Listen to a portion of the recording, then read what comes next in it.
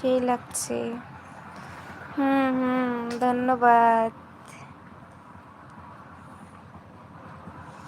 আরে তুমি জানো না আমার চেহারাটা খারাপ হয়ে গেছে আমার মেয়েটা হওয়ার পরে। আমার মেয়ে যখন বড় হয়ে যাবে না তখন আবার চেহারা আগের মতো হয়ে যাবে।